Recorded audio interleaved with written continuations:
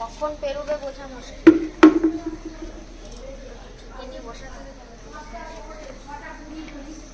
নমস্কার বন্ধুরা, তোমরা সবাই কেমন আছো?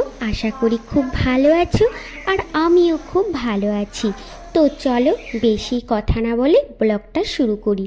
তো দেখো, আমাদের যে দিদিভাই কাজ করতে আসে, সে মোটামুটি আসে 10টা 10:30। তো কাজ করে যেতে, কাপড় কেচে যেতে মোটামুটি ওই 11টা হয়ে যায়। তারপরে কাপড় টাপড় মেলা হবে, তারপরে কখন শুকাবে? এখন তো বর্ষাকাল লেগেই আছে, এই বৃষ্টি, এই রোদ্দুর, এই রোদ ছায়া। তাই আমি কি করলাম, ছেলে স্কুলে যাওয়ার পর ওকে খাইয়ে দাইয়ে টিফিন বানিয়ে, তো যেগুলো কেচে নেওয়ার মানে শুকিয়ে যাবে, যেগুলো খুবই দরকার, সেগুলো কি করলাম বলো তো, আমি আর কি কেচে নিলাম। যেমন ধরো এই রোজকার নাইটিটা আমি রোজই কেচে নিই। আর আমার ছেলের এই স্কুল যাওয়ার প্যান্টটা দিদিভাই কাছে, মানে স্কুলের ড্রেসগুলো, তো আমি দেখছি স্কুল ড্রেসটা যদি না কাছি কালকে আর পরে যেতে পারবে না। কি বলো তো, ও রোজ স্কুলে যায়, স্কুলে যাওয়ার পর ও ছেড়ে রেখে দেয়, আবার অন্য পরে যায়।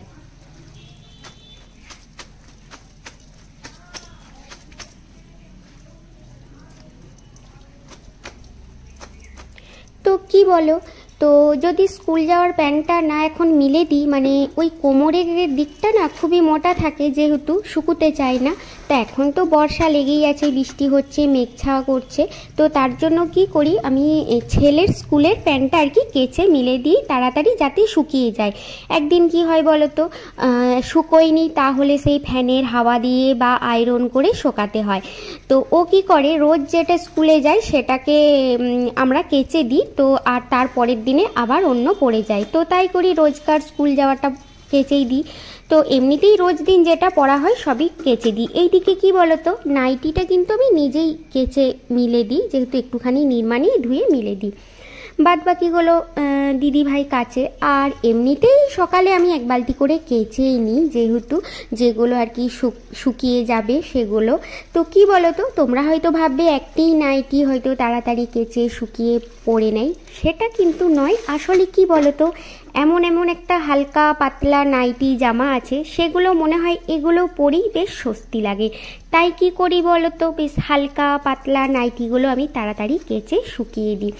আর এমনিতেই যেগুলো একটু খুবই মোটা নাইটি, সেগুলো পরে যেন ঠিক লাগে না।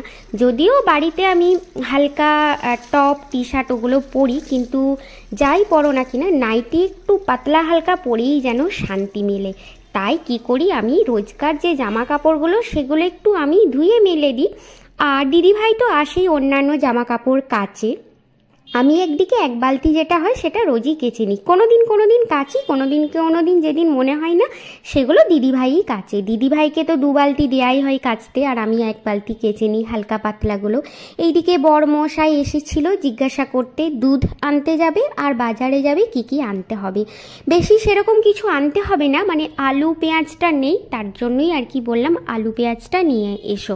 তো এইদিকে দেখো বড়মশাই আম আনারস এগুলো তো এনেছে আলু পেঁয়াজের সাথে সাথে। তো যাই হোক, তো এইদিকে আমি নাইটিটা কেচে আর কি মিলে দিলাম। দেখো এই রোদ্দুর, এই ছাওয়া, এই যেগুলো আর কি দরকারি সেইগুলো আর কি মিলে রেখে দিচ্ছি, যেহেতু শুকিয়ে যাবে। দিদি ভাই কখন আসবে তার আমি মিলে রেখে দিলাম। আর এইদিকে দেখো, কালকে আমি শর্টস ভিডিও বানিয়েছিলাম, ডান্স করেছিলাম, তো এই ড্রেসটা পরেছিলাম, ব্ল্যাক কালারের স্কার্ট। তো এটা আমি কালকেই আর কি বিকেলে ডান্স করার পর কেচে ধুয়ে মিলে রেখে দিয়েছিলাম। তো এটা না রাত্রিবেলাতে মেলাই ছিল, তুলতে ভুলে গিয়েছিলাম, তাই এখন তুলে নিলাম। তো দেখো ছেলে স্কুলে চলে গেছে, ওকে ভাত টাত খাইয়ে দিয়ে পাঠিয়েছি। ওর জন্যে করেছিলাম ডিম সেদ্ধ, অড়হর ডাল, আলু ভাতে করেছিলাম, আর কিছু ও খেয়ে যেতে পারেনি। তো এইদিকে আমি কি করছি বলতো, পটল দিয়ে চারাপোনা মাছের ঝোল বানাচ্ছি।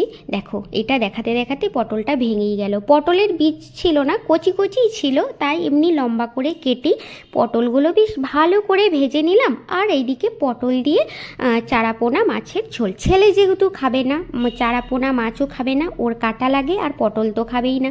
এই দেখো এই মাছ ছেলে খায় না, বড় মাছ হলে পেটি মাছটাই খায়, তাই ওর জন্য ডিম বানিয়ে দিয়েছি।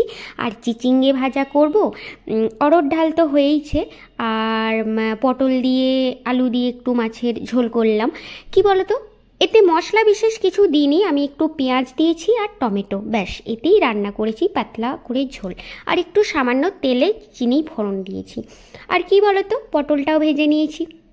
আর এইদিকে দেখো এই টমেটোটা দেব, গোটা টমেটো দেব না, এখন টমেটো খুবই দাম, তাই হাফ করে দেব। হাফ ডালে দেব, অড়হর ডালে, আর হাফ দেব আমি পটলের তরকারিতে। দেখো হাফ করে কেটে নিলাম। আর দিয়ে দেব আমি পেঁয়াজ, টমেটো, নুন, হলুদ, চিনি দিয়ে রান্না, পাতলা করে ঝোল। এইদিকে দেখো আমি চা খাবো, সাথে সাথে যে কতবার চা আমার হয় তার নেই ঠিক। এইদিকে দুধ চিনি দিয়ে একটু ফুটিয়ে নিলাম, ব্যাস এবারে আমি চা খাবো। আবার দিদিভাইকে যখন চা করব তখন একবার খাবো।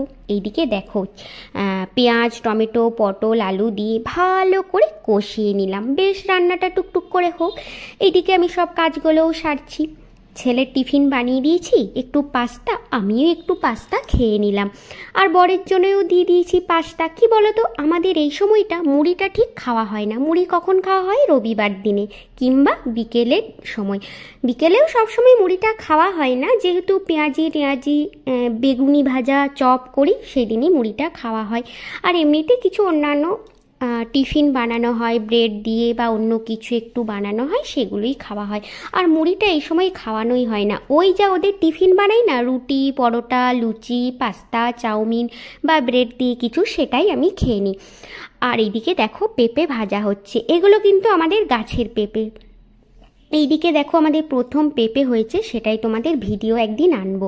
এইদিকে দেখো ছেলে তো স্কুল থেকে চলে এসেছে, স্কুল থেকে এসেই ও আগেই কার্টুন দেখবে, 1 ঘন্টা মতো কার্টুন দেখবে, তারপরে অন্য কথা।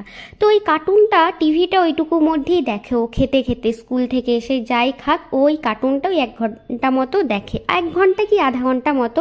আর কিন্তু টিভি দেখতে একদমই সময় পায় না, তারপরে তো পড়া আছে, যেদিন যেমন খেলতে যায়, তাহলে আর টিভি কখন দেখবে। আর এইদিকে আমি তাই কি করলাম বলো তো, ছাতুর শরবত বানিয়ে দিলাম বেশ একটু। এইদিকে দেখো ছাতুর শরবতটা বানালাম, আমিও খাবো আর ওকেও দেবো।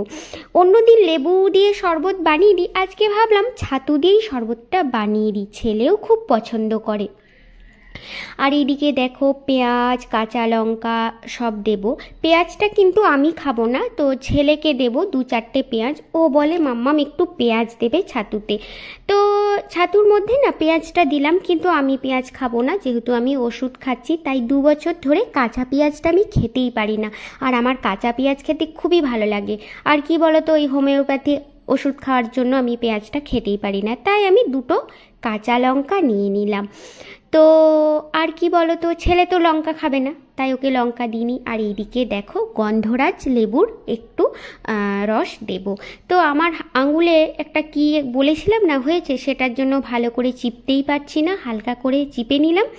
আর দেব একটু সামান্য লবণ, বেশি না, লবণটা আমি খুবই কম খাই জানো তো।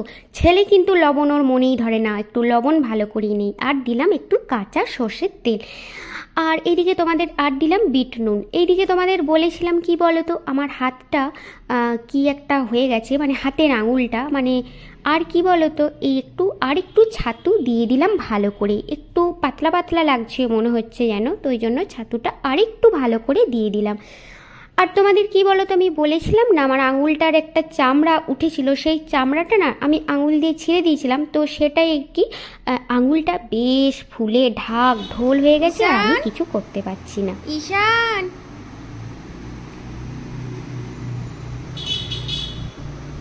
নাও ছাতুর শরবত।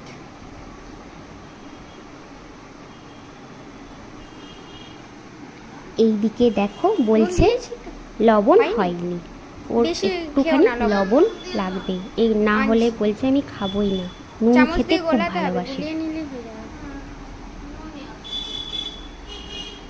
সব সবজিতেই বলবে নুন হয় না।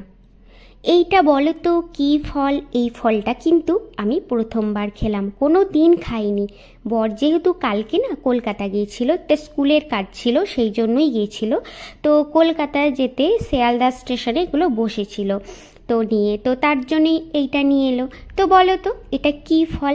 এই ফলটা কিন্তু আমি কোনো দিনই খাইনি। এই প্রথমবার খেলাম, এইদিকে ছেলেও খেলো। তো যাই হোক, ছেলেরও খুব পছন্দ হয়েছে, কিন্তু খেতে বেশি ভালো, লিচুর মতনই খেতে লাগছে। লিচুর মতনই একটা কালো মতো বীজ থাকে আর সাদা মতো দেখতে, ঠিক লিচুর মতনই ছোট ছোট, কিন্তু খেতে খুব ভালো লাগলো। ছেলের তো খুব পছন্দ হয়েছে আর আমিও একটা খেয়ে দেখলাম। তো অবশ্যই বলবে, এই ফলটার নাম জানা থাকলে তোমরা অবশ্যই বলো কিন্তু। তো চলো আজকের মতো টাটা, বাই।